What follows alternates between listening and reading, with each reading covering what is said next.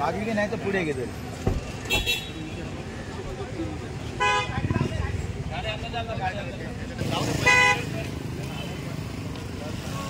Royal पामचा रस्ता हा देखील आपला पूर्ण झाला. एकच फक्त कलवड मला वाटते बाकी आहे. पाणी मारून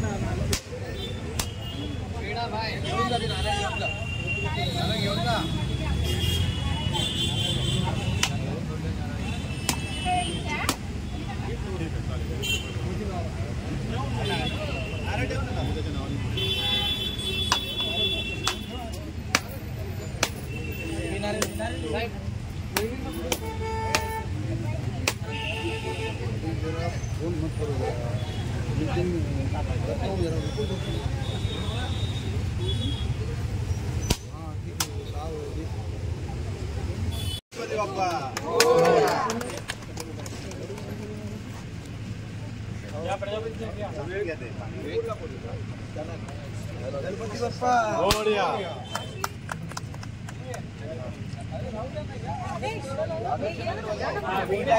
दुसरे कोण आता मंदार पण आहे. मंदार कुठे आहे? मंदार एक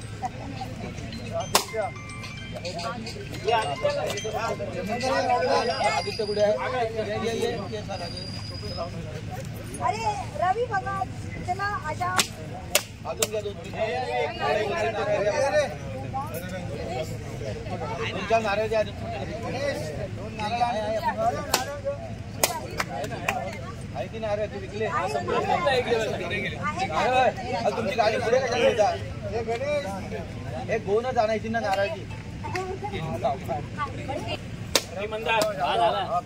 रणजित या गोविंद भाऊ या. गोविंद भाऊ कुठे आहे?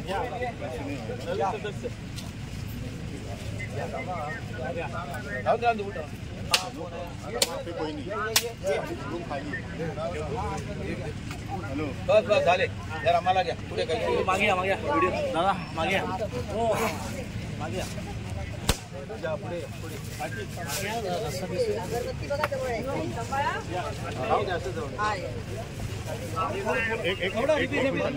एक मिनिट साहेब ती म्हणते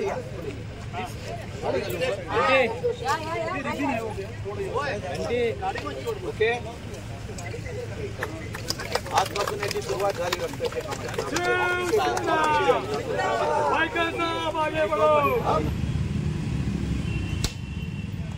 गणपती बाप्पा हेच मोरे साहेब हो.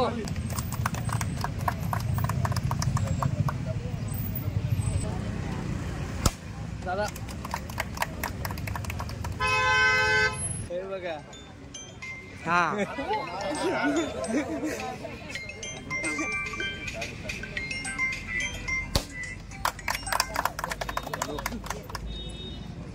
विषय घेणार आहे.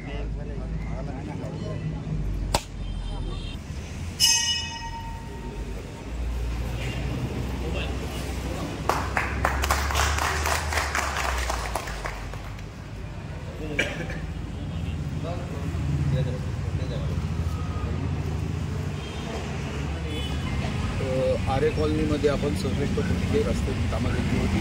त्यावेळेला माननीय मुख्यमंत्री एकनाथजी शिंदे होते. रात्री जवळजवळ मला वाटतं 2 वाजता आम्ही त्याचं भूमिपूजन केलं होतं. त्यातली पहिल्या टप्प्यातली कामं जवळजवळ 30 कोटीची कामं ही आता पूर्णत्वास आलेली आहे आणि त्या रस्त्याचं आज आम्ही उद्घाटन या ठिकाणी केलं आहे. त्याच पद्धतीने आम्ही हा जो तलाव आहे आपला त्याच्यामध्ये गणपती विसर्जन होतं त्या तलावाला देखील मी त्यावेळेला पैसे सँक्शन करून प्लान वगैरे सर्व सबमिट करून घेतला होता. परंतु वनक्षेत्र घोषित झाल्या कारणाने मग तिथे काम करू शकत नव्हते. मग ते काम काय करायचं? क वर्ग पर्यटनामधून मला त्यावेळेला मी आमदार असताना तो पास झाला होता. मग तो फंड आत्ताचे असलेले पालकमंत्री यांच्या माध्यमातून फक्त जागा जी आहे ती बदलली. त्याच्यामध्ये OP गार्डन जे आहे ते आपण करतो आहे. 5 नंबरचं जे पार्ट आहे हा आपण सुशोभीकरण करतो आहे. याच्यामधून आणखीन आपण आरेचं गेट देखील करण्याचा प्रयत्न करतो. आणखीन पैसे शिल्लक राहिले. आपण रस्त्यावरून येताना जे सावरकर उद्यान आहे ते अंत्याच्या शेकनाट्याची दोन्ही आपली उद्यानं आपण ती सुशोभीकरण करतो आहे. आणि त्याच्यानंतर गणपती उद्यान जे गणपतीचं देऊळ आहे त्या साईडला 19 नंबर नाही त्याच्या पुढे मरोळच्या साईडला तिथलं देखील असंच पडीक जागा कोपराची होती तलावाला लागून त्याचं एक डेव्हलपमेंट करतो आहे आणि त्याच्या समोरच एक मोठमोठी झाडं आहे. तर वृद्ध लोकांसाठी बसण्यासाठी तो 1.25 एकरचा प्लॉट आहे. हा प्लॉटमध्ये आपण जसं गावच्या ठिकाणी जसं जो वातावरण असतं त्याची तशी ती निर्मिती करतोय. अशा पद्धतीने जवळजवळ 14 कोटी 91 लाख मला जे पहिल्याने पास झाले होते आमदार असताना त्याला आता नवीन मान्यता घेऊन आपण ही आता कामं सुरू करतो. आरेतील अनेक प्रश्न प्रॉब्लेम जो मयूरनगरचा जो मयूरनगरची उद्या आपण बैठक लावलेली आहे SREची 11 वाजता उद्या आहे. कारण SRDमध्ये ती स्कीम होती आणि अत्यंत मला वाटतं मुंबई शहरातील सर्वात निकृष्टातलं निकृष्ट काम हे या इथं असेल. मी ज्या वेळेला एस्टिमेट कमिटीमध्ये आमदार म्हणून होतो तेव्हा मी 3 वेळा कमिट्या आणल्या होत्या. परंतु आता त्याचं देखील शासनाने 30 वर्ष झालेल्या बिल्डिंगचं देखील डेव्हलपमेंट घेतलेलं आहे. त्यामुळे SRD टू SRA आणि SRA टू SRA याच्यासाठी उद्या ती बैठक लागलेली आहे. तर त्याच्यामध्ये त्याचा आरेतील अनेक नागरिकांना अजून पाणी समस्यांना सामोरं जावं लागतं. युनिट नंबर 32 31 काही नाही आरेतच नाही आहे. मी तर हा प्रश्न लोकसभेच्या याच्यात घेतला आहे की आपल्याला 4400 दशलक्ष लिटर पाण्याची गरज आहे. आता आपल्याकडे 41 बोलतात पण ॲक्च्युली 3800 दशलक्ष लिटर मिळतं आहे. म्हणजे 600 दशलक्ष लिटर पाणी मुंबईसाठीच कमी आहे. त्यामुळे दोन धरणं बांधणं गारगा आणि पिंजाळ हे बांधल्याशिवाय हा काय प्रश्न इथला सुटणार नाही. आज तुम्ही इथे आहात म्हणून मला इथे विचारता. बाकी वर्साव्याला गेल्यानंतर वर्साव्याच्या गावातली गौठणामधली लोकं ती देखील तोच प्रश्न विचारतात. त्यामुळे हा प्रश्न हा संपूर्ण मुंबई शहराचा आहे. हा तिथल्या त्या लेवलला आणि मी म्हणून लोकसभेमध्ये मांडलेला आहे. माननीय मुख्यमंत्र्यांनी देखील मांडलेला आहे आणि याच्यावरती आमची कमिटी देखील आणली होती. म्हणजे केंद्रीय अर्बन डेव्हलपमेंट कमिटी ही त्याच्यासाठी मी मुंबईला आणली होती. त्याची देखील बैठक झाली आहे. त्यामुळे सर्वांसाठी व्यवस्थित पाणी कसं होईल कारण 2031मध्ये आपल्याला 5100 दशलक्ष लिटर लागणार आहे. आणि ही वाढती लोकसंख्या याच्यामुळे ही रिडेव्हलपमेंट आपलं जोरात चाललेलं आहे. मग SRA होत आहे आणि त्याच्या बाजूलाच पुन्हा सेलचं तेवढंच होतं आहे. मग ते वाढणाऱ्या लोकसंख्येला पाणी कुठून आणायचं असलेलं तेवढंच. जसं रस्ते तेवढेच आहेत. वाहतूक वाढते, बिल्डिंग वाढत आहेत, लोक एक गाडीची 2 गाडी घेतात. पण रस्त्यांचं काय वाढीवकरण नाही होणार पण नाही आहे. त्यामुळे असलेल्या गोष्टीमध्ये सुलभतेने कसं न्यावं या दृष्टीने मी कोचीला गेलो होतो.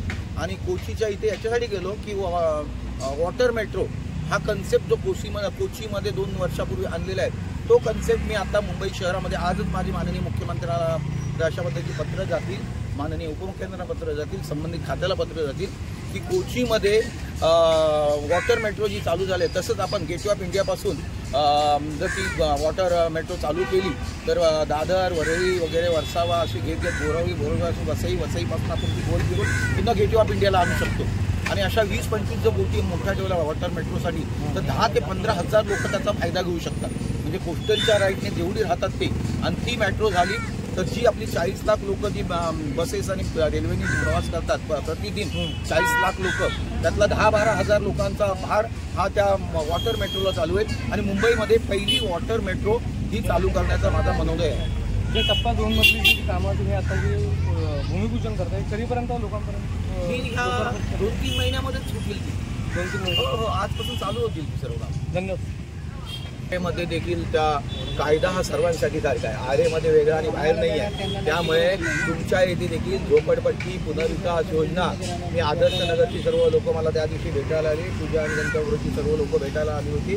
त्याच पद्धतीने तुमच्या इथे बाकी आरेमध्ये असलेल्या झोपडपट्टीमध्ये राहणाऱ्याला देखील मुंबई महानगरपालिकेचा आणि मुंबई शासनाचा महाराष्ट्र शासनाचा कायदा आहे. त्यामुळे त्यांचं देखील त्यांच्या इथे इन्सेंटिव्ह म्हणजे 4 हेड आहेत त्यातला एक असलेल्या जागेवरती त्यांचा पुनर्विकास करणं या पद्धतीने आम्ही आरेतल्या लोकांचा आरेमध्येच पुनर्विकास झाला पाहिजे या दृष्टीने माझे प्रयत्न चालले.